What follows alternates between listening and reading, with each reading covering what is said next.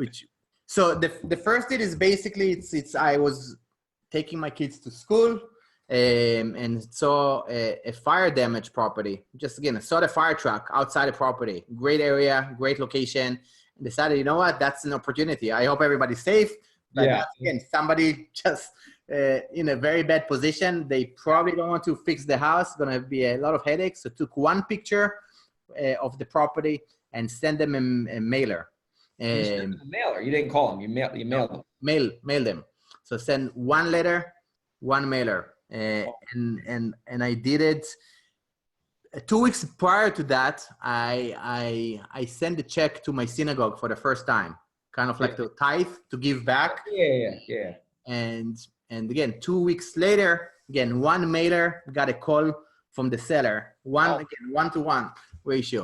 Did you mail because the house was burned down? Where did you send the mailer to? It wasn't burned down, so not completely. So there was a fire damage, but you can still see the facade of the home pretty clearly. It was still standing, so it wasn't like, again, burned to the ground. So he was in the house still, or you sent it No. It was vacant. It was vacant house.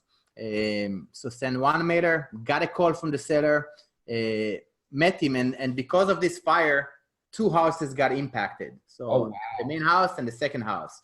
So was able to negotiate with the seller.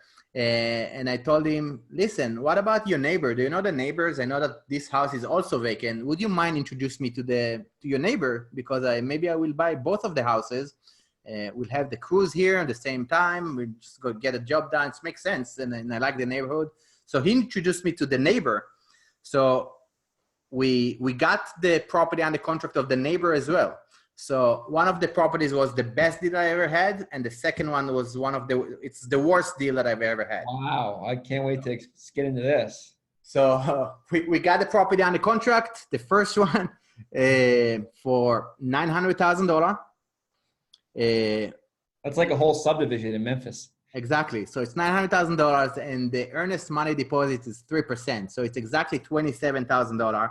Oh my God. Same week, I purchased a property in Memphis for $27,000.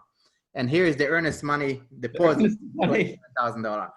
And I was freaking out. I didn't know what to do. You probably know Jason Boozy. Yep. So I brought Jason Boozy. I told him, again, let's do these deals together.